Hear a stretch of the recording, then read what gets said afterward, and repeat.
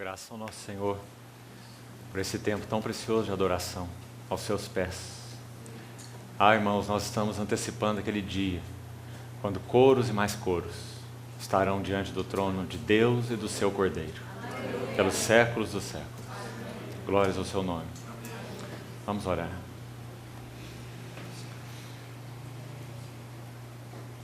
Senhor, continuamos aos teus pés reunidos. Só tu és digno. Oh, continua com teu Espírito a passear entre nós, a nos abrir o entendimento espiritual, a nos dar compreensão de ti mesmo, das tuas glórias, do teu reino, dos teus assuntos, das realidades eternas. Oh, Senhor, nos guia nesse tempo de comunhão na tua palavra. Precisamos de ti. Vem superar as nossas debilidades, Senhor. Vem capacitar-nos em nossas fraquezas. Absorve toda a nossa atenção em Ti nessa hora. Oh, Senhor, louvamos o Teu nome. Te pedimos com confiança estas coisas, em nome de Jesus. Amém. Irmãos, vamos abrir nossas Bíblias no Evangelho de João, capítulo 5.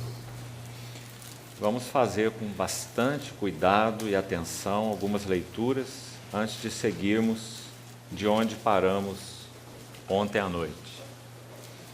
João, capítulo 5, verso 22.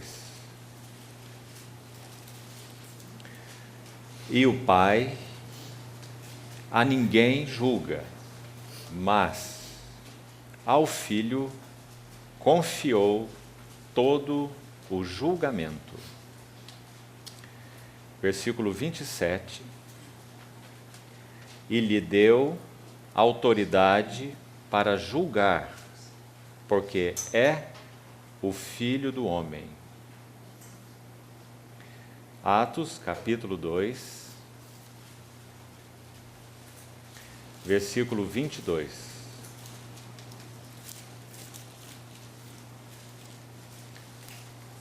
Atos 2, 22. Varões israelitas, atendei a estas palavras. Jesus, o Nazareno, varão aprovado por Deus. Capítulo 17 de Atos, verso 31.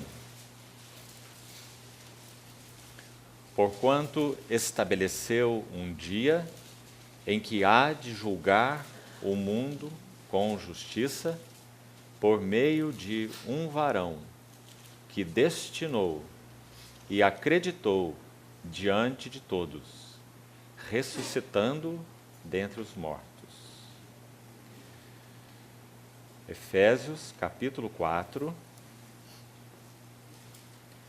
versículo 13.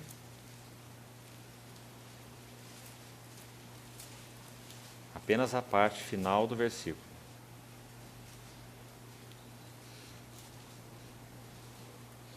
A perfeita varonilidade, à medida da estatura, da plenitude de Cristo. Vamos colocar atenção nessa palavra, à medida. Apocalipse, capítulo 1. Vamos ler a partir do verso 12.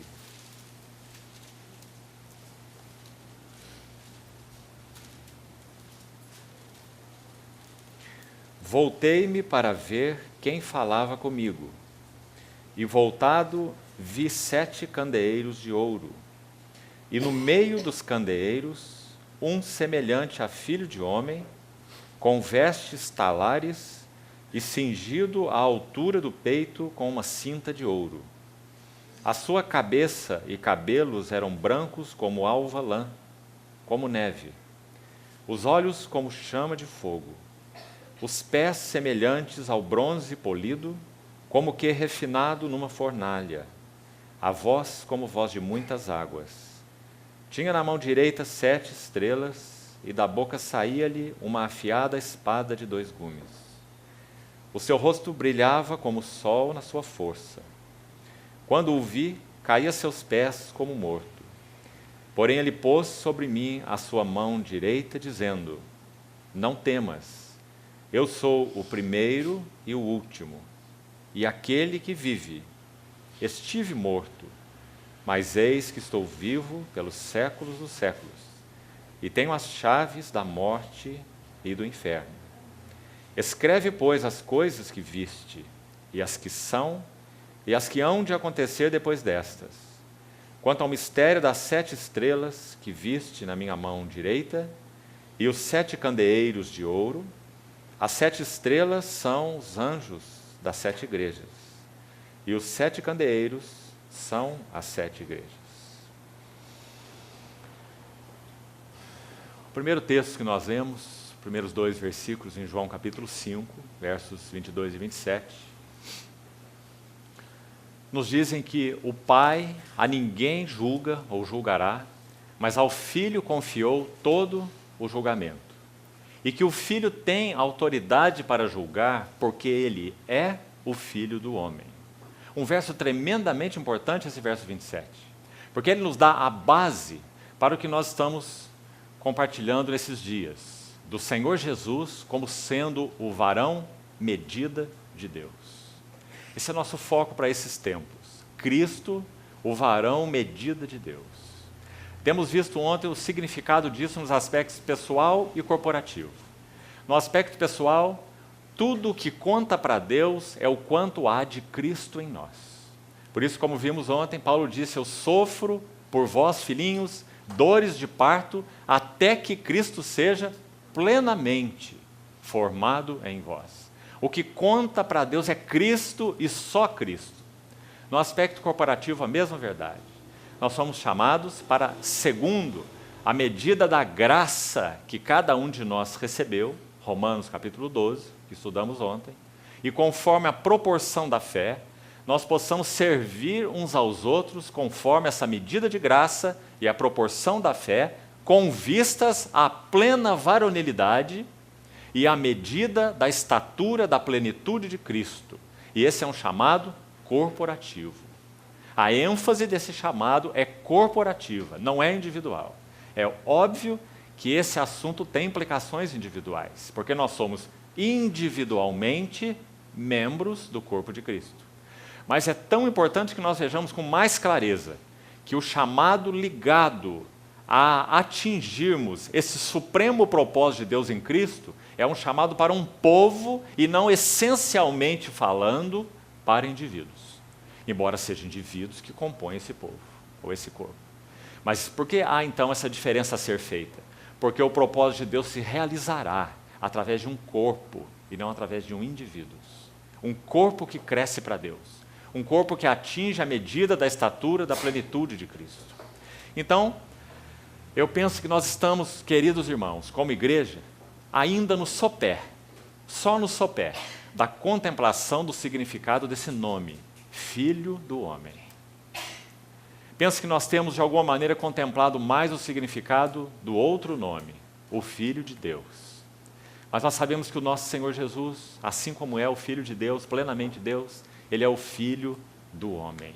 E se há algo que os 4 evangelhos, que então abrem o Novo Testamento e a revelação de Deus na Nova Aliança, os 4 evangelhos, se há algo que eles têm a nos dizer, é que Jesus é o Filho do Homem. Esse varão aprovado por Deus, aquele que nasceu como homem, a semente da mulher, participante de verdadeira natureza humana, espírito humano, alma humana, com sentimentos humanos, com desejos humanos, com debilidades humanas, com necessidades humanas, com pensamentos humanos, com vontade humana, com tudo que o homem é, assim como foi criado por Deus. Verdadeiro homem, natureza humana, participou de carne e sangue como os irmãos, e em tudo se fez semelhante aos irmãos. Por isso ele pode socorrer os irmãos. Hebreus capítulo 2. E também um corpo humano real, um corpo que sente, um corpo que tem necessidades, um corpo que tem sede, um corpo que tem fome, um corpo que se cansa, um corpo que precisa dormir. O Filho do Homem. E neste vaso, Deus encontrou plena e perfeita sujeição e obediência. Aquilo que ele não encontrou, nem mesmo no primeiro homem, antes da queda. Porque ele nem mesmo veio a participar da comunhão mais íntima com Deus, comendo da árvore da vida, algo que ele nunca fez. Ele foi expulso do lugar de desfrute da comunhão com Deus antes disso. Então, o segundo homem, o último Adão, João abre seu evangelho com ele, como que dizendo, Deus começou de novo. Porque João diz assim, no princípio antes de qualquer princípio, o princípio de João é antes do princípio de Gênesis. Porque o princípio de Gênesis é o princípio da criação. O princípio de João é um princípio na eternidade, na trindade. No princípio era o Verbo. E o Verbo estava com Deus. Porque há distinção pessoal na trindade. Mas para que não achemos que o Verbo é menor que Deus ou criado por Deus, então o Verbo era Deus. Então, dentro do tempo e da história, vindo, porém, a plenitude do tempo, Deus enviou seu Filho. Nascido de mulher, nascido sob a lei. Então o Verbo se fez carne e habitou no meio de nós, cheio de graça e de verdade. Essa é a mensagem mais forte do Evangelho de João. O que João tem a nos dizer é que Jesus, o Filho de Deus, é o Filho do homem e é o novo princípio de Deus. Por isso ele é o segundo homem. Então, nesse mesmo Evangelho de João, nós vemos aqueles dois versículos. O Pai a ninguém julga. Sabe por que isso, irmãos? Como você lê esse versículo? Olha como a nossa mente religiosa nos causa problemas. Parece que o Pai, de alguma maneira, está se eximindo de julgamentos, não é? Por qual motivo será? O que você imagina nesse versículo? Por que o Pai ninguém julga? O Pai é santo, é santo, é santo, é Deus, é juiz, mas por que ele ninguém julga? Sabe por que ele ninguém julga? Porque ele conferiu ao Filho que se fez homem todo julgamento. E por que isso? Porque esse Filho homem é o varão medida de Deus. É baseado nesse metro, é baseado nessa medida que todo o homem será julgado, porque esse Verbo, ele se fez carne. Ele viveu com limitação humana, ele viveu com fragilidade humana, ele viveu numa extrema dependência das direções do Pai. Quando ele tinha 12 anos, ele não tinha toda a sabedoria. Ele cresceu em sabedoria, ele cresceu em estatura, ele cresceu até mesmo em graça, diante de Deus e diante dos homens. Porque ele não era um super-homem, ele era apenas um homem. Mas um homem que viveu de tal maneira, que nele, tudo aquilo que Deus buscava a respeito da normalidade do homem, pôde ser visto. Um homem em plena comunhão, um homem em plena sujeição, um homem em perfeita obediência. Ó, irmãos, não é por menos que depois de 30 anos, quando esse homem entra no Jordão, os céus não se podem conter. Os céus têm que se abrir e o Pai tem que falar. Este é o meu amado Filho. E nele eu tenho todo o meu prazer. Mas esse é apenas o início. Esse homem ainda jornadeia mais 3 anos. E o que acontece nesses 3 anos? Tentado e testado. Provado e privado. E finalmente aprovado. Então, depois de 3 anos, no Monte da Transfiguração, de novo o céu se abre. Agora numa condição diferente.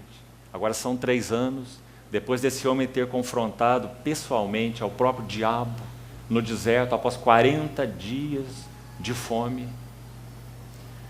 respondendo a Satanás de acordo com a palavra de Deus, porque era a palavra que ele comia, era a palavra pela qual ele vivia, era a palavra que ele amava, era a palavra que o constituía. Dentro em meu coração está a tua lei. Esse é um texto profético a respeito de Cristo.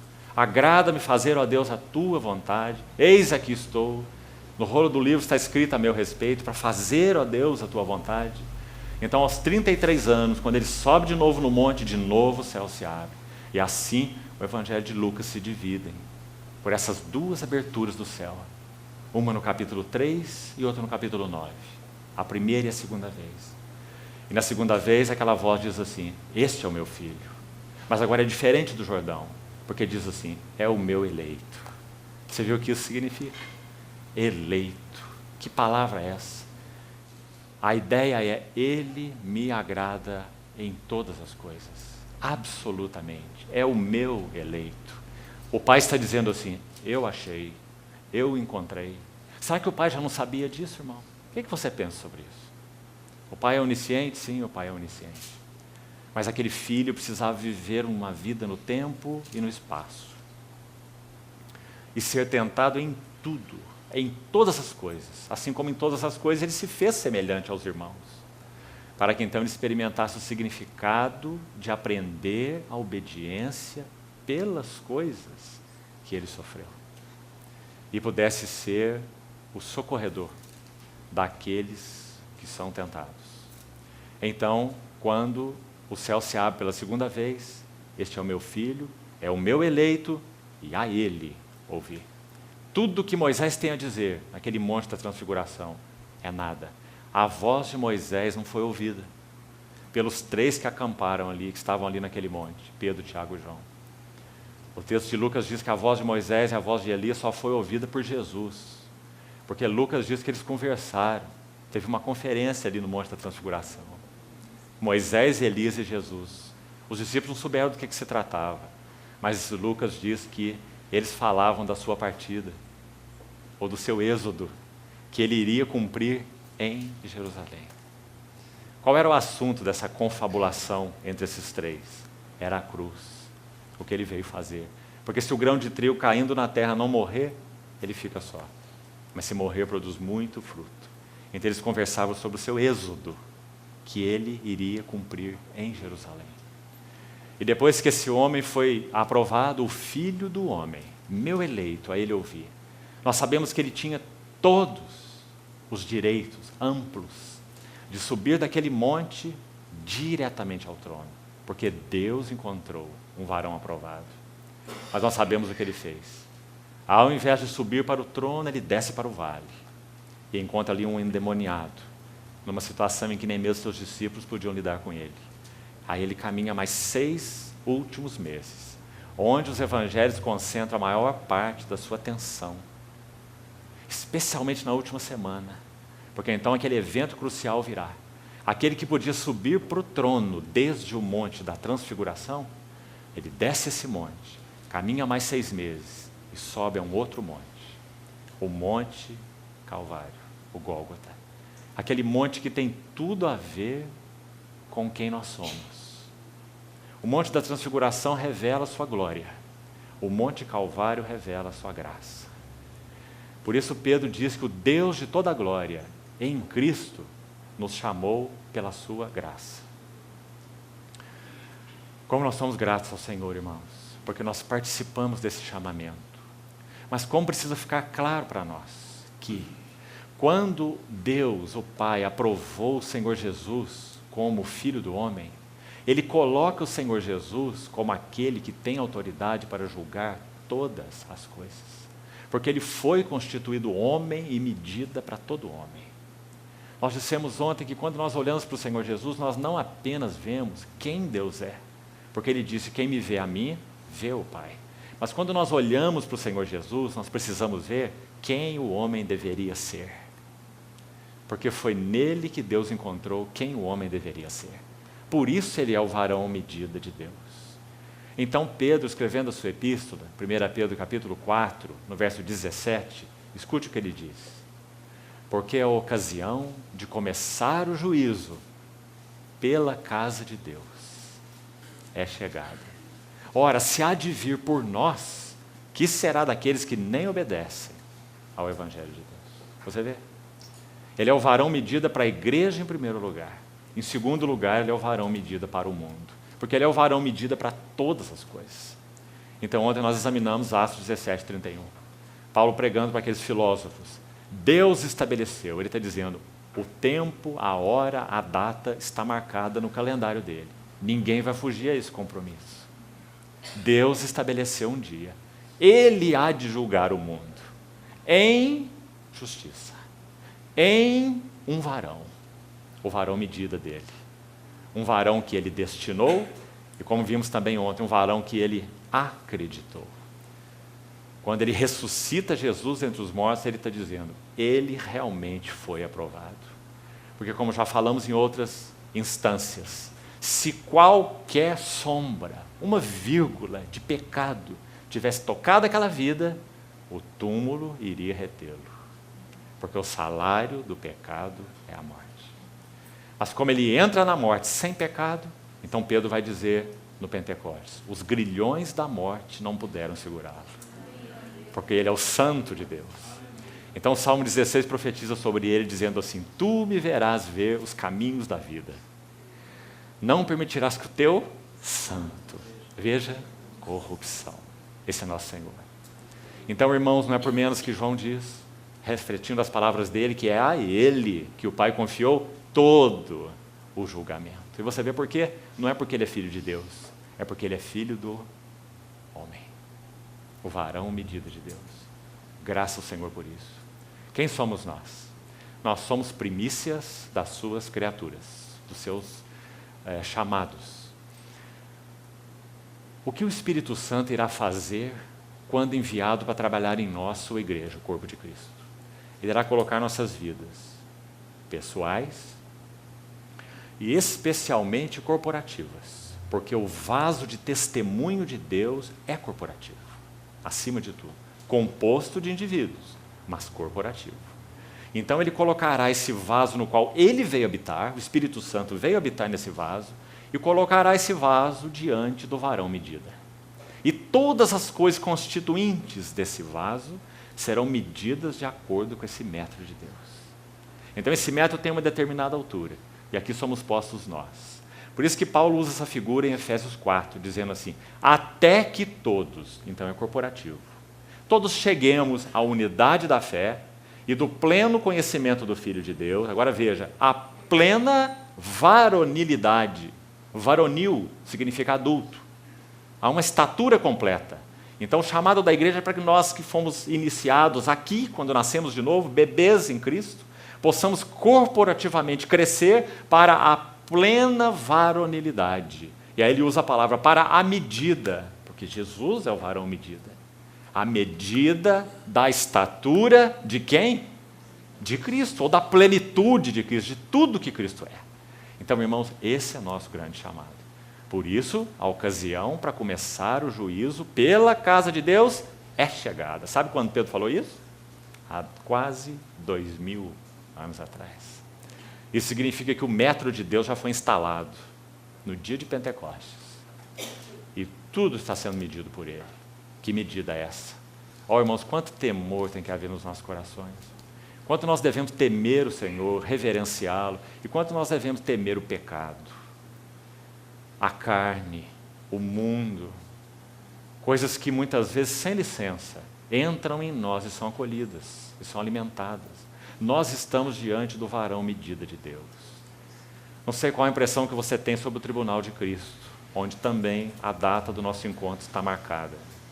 2 Coríntios 5:10. Importa que todos nós compareçamos perante o tribunal de Cristo, para que cada um receba segundo o bem ou mal que tiver feito por meio do corpo. Essa é uma grande palavra de responsabilidade para nós. Isso coloca a graça no lugar adequado, a graça que habilita a responsabilidade, a graça que gera temor, a graça que nos leva diante do Senhor dizendo, Senhor, tem misericórdia de mim. Senhor, eu quero avançar a mais. A graça que nos leva a orar assim, sonda-me Deus, conhece meu coração, prova-me Deus, porque esse é o ministério do Espírito Santo diante do varão medida que é Cristo. Prova-me, conhece meus pensamentos, vê se há em mim algum caminho mau e guia-me pelo caminho eterno. Então, irmãos, o que nós vamos buscar na continuidade, fazer hoje à noite, é estudar aquele texto do Apocalipse. Porque o que está acontecendo lá é exatamente isso. Você já viu aqueles 3 capítulos assim? Você sabe que aqueles 3 capítulos são uma riqueza, uma preciosidade, não é? Aquela chamada Cartas às Igrejas Novas. Quanto o Espírito Santo tem para nos ensinar naquelas chamadas Cartas às 7 igrejas. Mas olhe por esse ângulo. Sabe o que acontece no capítulo 1 de Apocalipse? No capítulo 1 é descrito a vara medida, o varão medida de Deus. Nós precisamos ver essa vara medida melhor e vamos buscar fazer isso hoje. Ele foi descrito lá no capítulo 1. Aquele capítulo 1 é só para ele.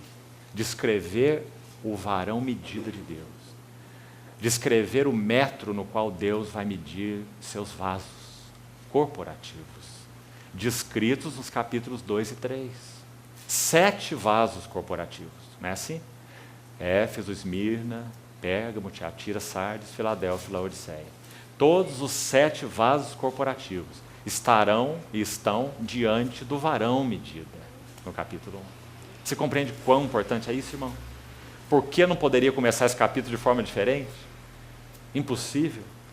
Porque, em primeiro lugar, o que o Senhor Jesus busca nas suas igrejas, nos seus vasos corporativos, não é nada mais, e nem poderia ser, do que aquilo que Ele é para as suas igrejas. Vamos colocar de outra forma. Ele não busca nada na sua igreja que Ele não tenha dado a ela, ou que Ele não seja para ela, porque isso não seria justo. Ele só semeia, Ele só ceifa onde Ele semeou. E não como aquele que escondeu o seu talento no lenço, o disse, por não conhecer o seu Senhor, que era um homem que ceifava onde Ele não semeou. Mas ele não conhecia o seu Senhor. Nosso Senhor nunca faz isso. Ele só busca ceifar onde Ele já semeou. E não apenas semeou, mas semeou com lágrimas. Aquele que lançou sua semente com lágrimas, voltará com júbilo, trazendo seus feixes. Essa é uma profecia com relação ao nosso Senhor. Foi assim que Ele semeou a sua igreja. Então, irmãos, no capítulo 1 está o varão medida. E no capítulo 2 e 3 estão os vasos corporativos. Cada vaso corporativo será achegado diante do varão medida. Então, Éfeso tem uma estatura tal, Esmirna tem uma estatura tal, Pérgamo tem uma estatura tal, e as estaturas vão variando. E o Senhor vai louvando algumas coisas, vai repreendendo outras, e vai dizendo, olha isto aqui, olha aquilo lá, não tolere isso, arrepende aqui, volta lá, porque ele é descrito no capítulo 1. Em primeiro lugar, como aquele que está cingido à altura do peito com uma cinta de ouro. Isso é próprio do sumo sacerdote. Do sumo sacerdote. Porque essa cinta fazia uma união entre aquela capa anterior e posterior que ele usava. Então, aquela cinta de ouro é própria da vestimenta do sumo sacerdote. Isso significa, o ponto de vista de Apocalipse, é que o Senhor Jesus está sentado à destra da majestade nas alturas, como aquele sumo sacerdote que o livro de Hebreus descreve, no capítulo 7, verso 25, onde é dito que ele vive para interceder por nós, cuidando dos seus candeeiros, cuidando do seu testemunho. Então vamos olhar nesse capítulo como essa vara medida é descrita, porque isso é de muita importância, para então podermos, quem sabe amanhã, caminharmos um pouco pelas 7 igrejas, buscando a essência em cada uma delas do que o Senhor então está procurando, em cada um desses vasos. Vamos olhar um pouco a descrição então do Senhor aqui em Apocalipse. Verso 12 diz assim: voltei-me para ver quem falava comigo, e voltado vi 7 candeeiros de ouro. Como nós falamos ontem, você não deve usar uma imaginação especulativa quando lê a Bíblia, mas deve usar uma imaginação santa, uma imaginação adequada. Se você imaginar esse quadro, você vai ver uma coisa muito interessante. Você vai ver que quando João ouviu a voz do Senhor, é uma voz que aparentemente, pela descrição, falou com ele quando ele estava de costas. Então ele ouviu uma voz por detrás dele, como diz o texto. Mas veja o que acontece, monte esse quadro. Quando ele vira para ver quem falava com ele, porque ele ouviu uma voz e buscou uma pessoa, a descrição que ele faz não é primeiro da pessoa. A descrição que ele faz é primeiro dos 7 candeeiros. Ele diz, e voltado eu vi 7 candeeiros de ouro. Como que ele colocando assim, estavam ali como que em primeiro plano. A primeira coisa que eu vi, foi o que chamou a atenção dele em primeiro lugar. Eu vi 7 candeeiros de ouro. Mas ao mesmo tempo ele diz, e eu vi um que andava no meio dos candeeiros. Isso fala então do ministério sumo sacerdotal de Cristo. Porque ele vive para interceder por nós. O que ele está fazendo nessa visão desse passeio pelos candeeiros de João? Ele está buscando aquilo que ele é nas suas igrejas, ou nos seus vasos. Isso é de profunda importância. Ele é a luz. O candeeiro não é a luz. O candeeiro é um instrumento e um suporte para a luz. Então, nosso Senhor Jesus em João diz assim, eu sou a luz do mundo. E por causa disso ele pôde dizer assim, quem me segue não andará em trevas, mas terá a luz da vida. Porque ele é a luz, então nele nós somos luz. Vós sois o sal da terra, vós sois a luz do mundo. Ou seja, ele compartilha sempre conosco aquilo que ele é. E aquilo que Ele é aquilo que Ele busca em nós. Nunca aquilo que Ele não é, ou aquilo que Ele não nos deu. Então, voltado, vi 7 candeeiros de ouro. E no meio dos candeeiros, verso 13, um semelhante, veja, a filho de homem. Então você precisa fazer essa relação aqui também. Quem está escrevendo aqui é João, o mesmo João do Evangelho. Por isso nós lemos o capítulo 5, aqueles 2 versículos. O Pai a ninguém julga, mas ao Filho confiou todo o julgamento. Agora você sabe por quê. E depois ele disse, e deu autoridade ao Filho para julgar. E ele explicou lá, porque é o Filho do homem. E quem nós estamos vendo aqui? O Filho do homem. Porque ele é quem tem autoridade para julgar. Ele é o varão medida de Deus. Ele é quem estabeleceu os seus candeeiros. Ele é quem deu sua vida por nós. Ele é que é o grão de trigo que foi plantado. E agora ele busca nos muitos grãos a natureza desse primeiro grão, dele mesmo. Ele busca seu caráter na vida dos seus filhos. Ele busca o que ele é nos seus vasos corporativos. Então, um semelhante a filho de homem, com vestes talares, claro, fazendo alusão ao sumo sacerdote, e cingido à altura do peito, com uma cinta de ouro. Como falamos, isso aqui é próprio do sumo sacerdote. Agora, vamos observar alguns detalhes sequenciais. A sua cabeça e cabelos eram brancos como alva, lã, como neve. Irmãos, é claro que há uma tipologia envolvida aqui, é muito óbvio, né? E a tipologia envolvida aqui, se você então for buscar o contexto escriturístico, é muito clara.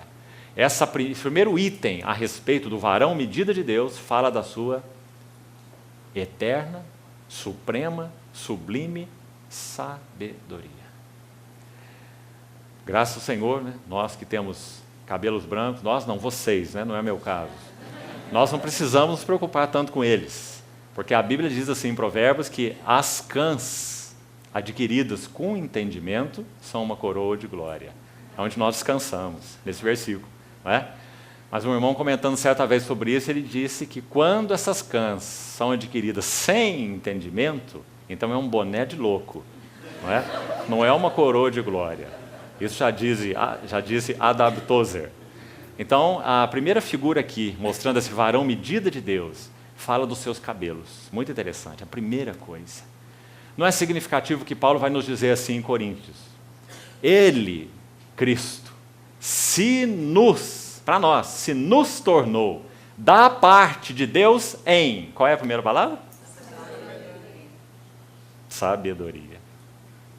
E justiça, e santificação, e redenção.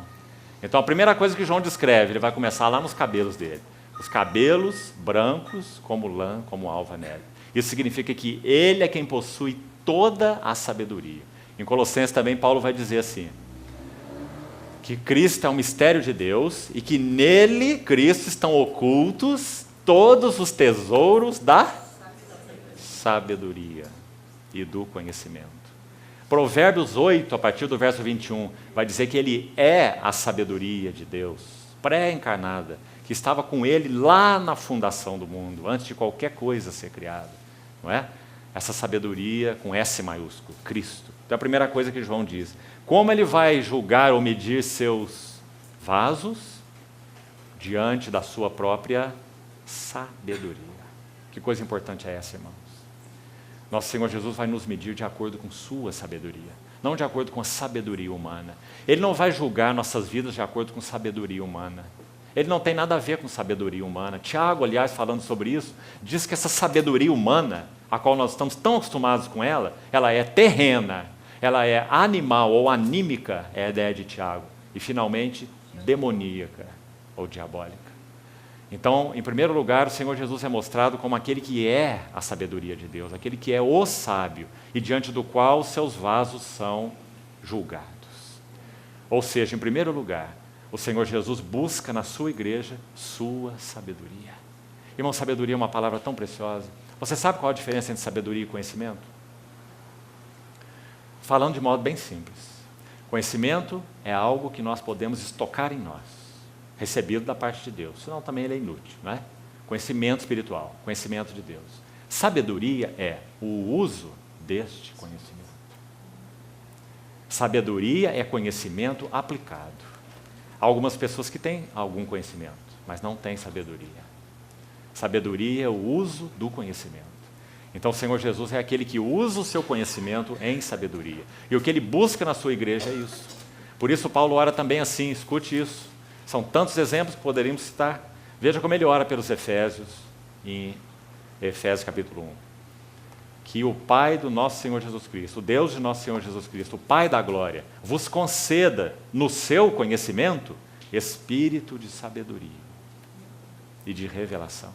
Então, de novo, ele está buscando na igreja aquilo que ele é e aquilo que ele dá à sua igreja. Se algum de vós necessita de sabedoria, peça a Deus, que a todos dá liberalmente, nada lhes impropera, e ser-lhe-á concedido. Graças ao Senhor. Então foi assim que ele viu o Senhor Jesus em primeiro lugar. Ele é a nossa sabedoria. Nós não podemos, não queremos, não devemos andar segundo a sabedoria do mundo. Nós precisamos levar cada assunto diante do Senhor, porque Ele é a sabedoria. É diante dessa vara medida que nós estamos. Nós vamos perguntar para Ele, Senhor, é hora de fazer isso ou não é hora de fazer isso? Senhor, isso aqui é teu caminho ou não é teu caminho? Não é porque o filho do fulano, a filha do ciclano, o vizinho do beltrano fazem, mas, Senhor, qual é a tua vontade? Senhor, quais são os teus caminhos? Qual é a tua vontade aqui no meu lar, na minha história conjugal, na minha família, com meus filhos? Olhando para o aspecto pessoal, não é? E nós, como igreja, o aspecto corporativo, de implicações infinitamente maiores, não é? Porque atinge agora o vaso corporativo. Então, da mesma maneira, Senhor, qual é a tua vontade, teu tempo e tua demanda para nós aqui, esta Assembleia? E que não demos nem um passo sequer sem recebermos a sabedoria do Senhor. Nós podemos achar que algumas coisas aqui ou ali são estranhas, ou nos incomodam, ou quem sabe seria melhor, ou quem sabe isso, ou quem sabe aquilo, mas o único que sabe é o cabeça. E nós vamos perguntar para Ele, não é? Então que Ele nos ajude, irmãos. Porque, em primeiro lugar, esse varão medida, ele tem cabelos alvos como a lã, cheio de sabedoria. E diante dele nós vamos nos curvar e vamos dizer, Senhor, dá-nos espírito de sabedoria e de revelação. Em segundo lugar, os seus olhos. Esse é o segundo passo. Que figura é essa, não é? João vê aquele homem com aqueles cabelos totalmente brancos como lã. Depois a sua atenção é chamada para os olhos. E ele fala algo para os olhos que tem tudo a ver com os cabelos. É exatamente por causa de ele ser cheio dessa plena sabedoria. É que os seus olhos são como chama de fogo. Que maravilha. Nós sabemos o que significa isso. Salmo 16 diz assim, Tu, ó Deus, és o Deus que sonda a mente e o coração. Por isso seus olhos são como chama de fogo. Nós sabemos que quando Pedro tinha uma estima muito elevada sobre si mesmo, não pensava de si mesmo com moderação, como vimos ontem, né? Mas ele tinha uma alta estima de si mesmo. Pedro devia ser um dos primeiros psicólogos daquela época, né? A autoestima dele era elevadíssima. Então, ele negou o Senhor e nós sabemos o que aconteceu quando ele é arguído naquela casa do sumo sacerdote. Você lembra? Ele não podia ver mais o Senhor. Ele estava estraçalhado no seu interior. Ele já tinha negado o seu Senhor. Ele estava ali naquele pátio, diante daquela fogueira, nega o Senhor, numa situação que demonstra o quanto seu coração estava dividido. Negou o Senhor, mas não se afastava do Senhor. Não é um paradoxo? Por que ele não negou e foi embora? Ele negou o Senhor diante do Senhor, esperando pelo Senhor. Que paradoxo esse? E sabe por que esse paradoxo acontece dentro de nós? Porque nós conhecemos pouco o nosso Senhor e não negamos a nós mesmos. Quando nós não negamos a nós mesmos, então nós negamos o Senhor. Negamos a pessoa errada. Então, quando Pedro foi arguído ali, e estava lá naquela fogueira no pátio, ele não mais podia tocar o Senhor, porque o nosso Senhor já estava preso, ninguém podia se aproximar dele. Então ele sai da casa do sumo sacerdote e Pedro, através de Marcos, porque é a história de Pedro que está atrás do Evangelho de Marcos, é a pena de Marcos e a mente de Pedro no Evangelho de Marcos. Então é só lá que alguns detalhes pessoais de Pedro são descritos, porque é Pedro quem dá os detalhes para Marcos. É só Pedro, através de Marcos, que diz que ele não apenas negou o Senhor, mas que ele praguejou. E a palavra ali é anatematizou. Ele disse, Jesus é maldito. É só ele que declara isso, porque ele sabe o que ele diz. Então Marcos registra: e praguejou. Então, quando o Senhor Jesus sai daquela casa, o evangelista registra assim: então ele olhou para Pedro. Seus olhos são como chama de fogo. Então o evangelista registra: e Pedro, saindo, chorava amargamente. O Senhor não falou uma palavra com ele, o Senhor apenas olhou para ele. Porque os olhos do Senhor são aqueles olhos que sondam mente e coração. Então, irmãos, é diante desses olhos que nós estamos. Nossa vista está exposta, nossa vida está exposta diante dessas vistas, sejam nossas vidas pessoais, seja a nossa vida corporativa. Então a atenção de João agora vai para os olhos, chama de fogo. Sabe, irmãos, nós nunca devemos temer no sentido negativo da palavra, negativo, o nosso Senhor por esse aspecto. Quando nós compreendemos quem é o nosso Senhor, que esses mesmos olhos que nos julgam para nos purificar, são os olhos daquele que foi traspassado por nós. Então nós nunca devemos temer de modo negativo o nosso Senhor por esse aspecto, mas sempre de modo positivo e reverente. Orando então como Davi naquele Salmo 139.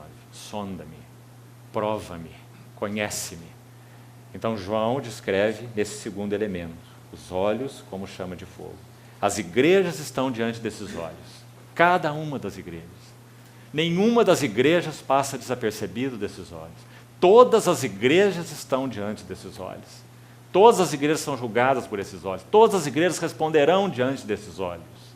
Então o que compete a nós é realmente nos dobrarmos diante do Senhor, para que Ele venha julgar, Ele venha sondar. Verso 15. Os pés semelhantes ao bronze polido. Que coisa interessante. João sai dos cabelos para os olhos e agora ele desce imediatamente para os pés. Ele tem mais coisas para falar. Ele vai voltar de novo à cabeça, você vai ver. Mas agora ele faz aí uma descida abrupta e vai lá para os pés. Interessante isso. Quando nós olhamos para a vida do Filho do Homem, o Senhor Jesus, nós vemos que os seus pés realmente foram bronze polido. Bronze fala de juízo, fala de purificação. Bronze polido como refinado em uma fornalha. Todos os caminhos do Filho do Homem foram caminhos provados, foram caminhos refinados. Todos os caminhos do Filho do Homem foram absolutamente agradáveis a Deus. Então, quando João vê o Filho do Homem, ele diz: seus pés, um bronze polido, refinado numa fornalha. Todos os seus caminhos foram excelentes a Deus, o Pai, agradáveis, obediente até a morte e morte de cruz. Então, João também valoriza aqui os seus pés na sua visão. Ele viu que aquele bronze polido brilhava, os caminhos do Senhor agradáveis a Deus, em todas as suas formas. Depois ele diz: a voz como voz de muitas águas. Alguns salmos também que nos ajudam na identificação do que João quer nos dizer aqui. Há um lindo salmo que diz assim: a voz do Senhor é poderosa. A voz do Senhor quebra os cedros. Sim, o Senhor despedaça o cedro do Líbano. A voz do Senhor faz dar cria às corças. A voz do Senhor. Imagine, João estava exilado na ilha de Patmos, a alguns quilômetros no mar Egeu, distante do litoral do que era a Ásia Menor. Quem sabe lá de longe, talvez à noite, ele pudesse ver algumas luzes ali, daquelas 7 igrejas para as quais ele escreveu, aquela ilha de Patmos. E com certeza, aquele mar açoitando aquelas rochas cada noite. João, então, na sua descrição, ele compara a voz do Senhor àquele barulho magnífico daquelas ondas quebrando naquelas rochas. Então ele diz: sua voz como voz de muitas águas. Depois ele continua: tinha na mão direita 7 estrelas. Muito linda também essa figura, porque a interpretação está logo embaixo no versículo 20, dizendo que as 7 estrelas são os anjos. A palavra aí é mensageiros. Mensageiros das igrejas, ou das 7 igrejas. O que essa frase tem para nos dizer? Ele tem na mão direita, na destra. Você sabe que a ideia então é de poder, destra, de sustento. Ele tem na sua destra as 7 estrelas. Irmãos, isso significa simplesmente que o Senhor, Ele mesmo, é quem faz a sua obra. Ele tem na sua mão direita os seus 7 mensageiros, os seus obreiros, os seus cooperadores. É Ele quem sustenta a sua obra. A obra de Cristo, estritamente falando, ela é feita pelo próprio Cristo. Quando Paulo diz de Deus somos cooperadores, ele não está dizendo assim, Cristo faz uma parte e nós fazemos outra parte. Quando ele diz de Cristo somos cooperadores, ele está dizendo nós nos dispomos a nos pôr ao lado dele e toda a nossa suficiência vem de Deus, o qual nos habilitou para sermos os ministros de uma nova aliança. Então nossa sabedoria vem dele, nosso discernimento vem dele, nosso conhecimento vem dele, nossa unção vem dele, nossa graça vem dele, nosso poder para testemunhar vem dele, tudo vem dele. Então o que é cooperar com ele? Não é fazer uma parte do trabalho que ele designou para nós fazermos. Não. Nunca vejo cooperação assim, porque isso não está certo. É nos colocarmos ao lado dele, para sermos trabalhados pela cruz e compreendermos que ele quer manifestar o que ele é através de vasos, para que esses vasos, cooperando com ele, rendam toda a glória a ele. Porque o único obreiro de Deus é o Senhor Jesus. E o único mensageiro de Deus é o Senhor Jesus. Então ele tem na sua mão direita as 7 estrelas, ou 7 mensageiros. Se ele retira a sua mão, os 7 mensageiros vão cair abaixo. Porque é ele quem sustenta a sua obra, porque a obra é dele. Ele não disse, eu e meus cooperadores edificaremos a igreja. Ele disse, eu edificarei minha igreja. Então o que significa ser cooperadores? Simplesmente nos colocarmos ao lado dele, para que a cruz trate fundo em nós, fazendo um corte em tudo que nós somos, implantando em nós o que Cristo é, Cristo formado em nós, para que dele possamos ser cooperadores. É Cristo mesmo, só que é Cristo através de nós. Sabe qual é o nosso privilégio? É o através. Cristo através de nós, porque é isso que ele busca. Então, ele tem na mão direita as 7 estrelas. Da boca saía-lhe uma afiada espada de 2 gumes. É claro que você não consegue ler esse versículo aqui sem se lembrar de Hebreus capítulo 4. Né? A palavra de Deus é viva e eficaz. E ela é mais cortante que qualquer espada de 2 gumes. Agora, em primeiro lugar, o que ela faz? Ela divide alma de espírito. Não é maravilhoso? Vamos tomar algumas lições aqui? Quando os vasos corporativos de Deus, os candeeiros, eles são postos diante do varão medida, esse varão medida tem uma espada na boca, para usar nessas igrejas. O que ele vai fazer nessas igrejas? Ele vai separar a alma de espírito. Porque o que ele interessa é por aquilo que é genuinamente espiritual. Ele não está interessado em nossa capacidade, em nossa eloquência, em nossas ideias. Ele se interessa naquilo que é genuinamente espiritual. Ele vem com essa espada, sua palavra, para separar e colocar nossa vida em ordem. Dividir alma e espírito. Separar o terreno do celestial. Aquilo que está no terreno da morte, o que está no terreno da ressurreição. Alma e espírito, juntas e medulas. E então, apta para discernir, para julgar. É a ideia da palavra lá.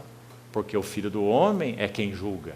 Então, Hebreus 4,12 diz que essa espada vai discernir. Essa palavra vai discernir ou julgar os pensamentos e as intenções do coração. Isso é de tremenda ajuda para nós como Assembleias do Senhor. Nós não podemos nos mover por nada que não seja então por essa revelação de Cristo. Nada de pragmatismo. Nada que isso é bom, isso funciona lá, isso funciona acolá, né? Mas a palavra de Deus julgando os pensamentos e as intenções do coração. Isso só Ele pode fazer. Ele se posta diante das igrejas como aquele que tem essa capacidade. Os irmãos percebem qual é o chamado para nós aqui, irmãos? Como isso é encorajador? Por isso nós falamos que não há lugar aqui para temor negativo, há lugar para o temor positivo, para adoração, para reverência, para dizer, Senhor, Tu és este, nós somos Tuas assembleias, exerce sobre nós Teu ministério, passeia sobre nós, porque somos Teu candeeiro, exerce Teu julgamento, nos dá a Tua sabedoria, nos dá Teu discernimento, nos dá a Tua purificação, cada item que nós lemos aí, né? Nos dá a Sua compreensão, julga as coisas entre nós, o que é Teu, o que não é Teu. Então, uma espada de 2 gumes saía-lhe da boca. Seguindo, verso 16, o seu rosto brilhava como o sol na sua força. Penso que também há algo lindo aqui nessa expressão. Acho que nós podemos, com exatidão, buscar algo aqui relacionado a um certo rosto, que era um tipo de Cristo, que também brilhou lá no Velho Testamento. E nós sabemos de quem é. Moisés, aquele que Deus disse que falava com ele como a um amigo, face a face, quando ele descia do monte, a pele do seu rosto brilhava. Isso falava do quê? Falava da glória, da relação de Moisés com Deus, como aquele que Deus levantou no meio do povo. Da mesma maneira na vida do Senhor Jesus. Quando diz seu rosto brilha como o sol na sua força, isso significa. Vamos colocar agora as palavras do mesmo João na linguagem do Evangelho. Veja o que ele diz. O Verbo se fez carne e habitou entre nós, cheio de graça e de verdade, e vimos a sua glória. Glória como do unigênito do Pai. E Paulo diz assim em Coríntios, Deus mesmo resplandeceu nos nossos corações para a iluminação do conhecimento da glória de Deus na face de Cristo. Então seu rosto brilhava como o sol na sua força, significa tudo aquilo que Deus é. Foi disposto, está disponível para a igreja conhecer, ver, entrar, experimentar. Porque o seu rosto brilha como o sol na sua força. Nós somos chamados para o pleno conhecimento de Deus. Hebreus 8 diz que esse mediador da nova aliança, Jesus, Hebreus 8, desde o primeiro verso, ele ministra em um verdadeiro tabernáculo que o Senhor erigiu e não o homem. E quando o autor de Hebreus descreve quais bênçãos são ministradas a esse santuário que somos nós, a sua casa, é dito que ninguém jamais ensinará ao seu próximo ou ao seu irmão dizendo, conhece ao Senhor, porque todos me conhecerão, desde o menor deles até o maior. E por que isso? Porque o seu rosto brilhava como o sol na sua força. O Senhor Jesus reflete no seu rosto a glória da sua vida de união com Deus, o Pai. Esse é o assunto de João. Todos os 5 escritos dele. Jesus reflete a glória da união que ele tinha com o Pai. Eu e o Pai somos um. Quem me vê a mim, vê o Pai. Então, verso 17. Quando o vi, caí a seus pés como morto. Não tinha outro caminho para João, né? Imagine João ver isso de uma maneira espiritual. A realidade espiritual. Ele não viu um fantasma, ele não viu uma figura, ele não viu um símbolo. O que João está vendo é uma realidade espiritual. Então, irmãos, o que aconteceu aqui, se você examinar esse versículo, é que não restou alento nenhum em João. Que João literalmente se desmanchou na presença de Deus. Lhe faltou forças em todos os sentidos. Há alguns comentaristas que sugerem que João desfaleceu. Então, o verso continua dizendo assim, e aquele que se revelou a ele, tocou nele sua mão direita, observe que é dito que na sua mão ele tem as 7 estrelas, que são os 7 mensageiros das 7 igrejas. Então ele vai tocar um dos mensageiros, João. Então ele toca com a sua mão direita esse mensageiro, João. E veja o que ele diz, não temas. Palavra que aparece na Bíblia 365 vezes, né? Uma para cada dia do ano. Não temas. Primeira palavra que o João desfalecido ouviu, quando ele voltou a si. Diante desse que ele estava, não deveria haver temor, porque esse é aquele que foi dado para as igrejas. Então ele diz, João, não temas. Aí ele acrescenta, eu sou o primeiro e o último. O que isso quer dizer? Colocado em outras palavras, ele diz, João, eu fui aquele que plantei, eu coloquei a pedra de esquina e eu sou aquele que coloco a pedra de remate. Eu sou o alfa, eu sou o ômega. Ele é o autor e ele é o consumador da fé. Então não temas, eu sou o primeiro, eu sou o último. Paulo diz, aquele que começou uma boa obra em vós, ele há de aperfeiçoar até o dia dele, o dia de Cristo Jesus. Então eu sou o primeiro, eu sou o último. Ele está dizendo, João, tudo depende de mim. Então não temas. Eu sou o primeiro, eu sou o último. Entre o primeiro e o último está tudo, não é? E estão todos. Então João precisava ouvir isso, para que ele compreendesse o que é ser cooperador, o que é ser mensageiro. Na sequência ele diz, e aquele que vive. Por que isso? Ele é o sumo sacerdote que vive para interceder por nós. Aquele que vive. Estive morto. Por que ele faz essa ênfase, estive morto? Porque a morte do Senhor Jesus, como nós falamos durante aquele período do partir do pão no domingo, a morte do Senhor Jesus é que encerra, preste atenção aqui, tudo o que poderia se opor ao avanço da igreja, como vaso corporativo. É a morte do Senhor Jesus que encerra o domínio do pecado, é a morte do Senhor Jesus que encerra a sujeição à carne. Não somos constrangidos a viver segundo a carne, não somos mais. Podemos, pelo Espírito, mortificarmos os feitos do corpo e certamente vivermos, não é? Então, estive morto, porque a morte do Senhor Jesus vem encerrar tudo o que impede que a igreja seja um pleno vaso corporativo. O pecado não tem domínio sobre nós. A carne não mais pode nos constranger a viver segundo ela, só se nós quisermos. Mas se nós andarmos no Espírito, nós não satisfaremos as cobiças da carne. O mundo não pode mais se interpor entre nós e o nosso Senhor, porque o príncipe deste mundo já foi julgado. E o mundo está crucificado para nós, como Paulo diz. O nosso ego também não pode ser o tirano, como disse Martinho Lutero, que ele não temia o Papa e os seus exércitos. Ele temia um Papa maior no seu coração, que era o seu ego. Esse ego também não pode mais nos escravizar, porque como Paulo disse lá em Gálatas 6, eu estou crucificado para o mundo. Então a mesma cruz que lidou com o mundo, também lidou com o ego. Também com o diabo. Esse príncipe da potestade do ar, sábio, estratégico, terrível, que nos guiava, nos conduzia, nos manejava como um timão no barco, sem percebermos, com movimentos delicados, sutis, terríveis, sem nós percebermos. Éramos escravos dele, exatamente dele, como diz Efésios 2. Agora a Bíblia vai dizer assim, em Hebreus 2, que o Senhor Jesus destruiu aquele que tem o poder da morte, a saber, o diabo. Ele livrou os que estavam cativos. E também a morte, mais um inimigo. A morte também seria um problema para o pleno testemunho do Senhor. Toda a nossa história com o Senhor seria encerrada no túmulo, por mais maravilhosa que ela fosse. Por mais que pudesse ser um testemunho maravilhoso, o túmulo poria um fim.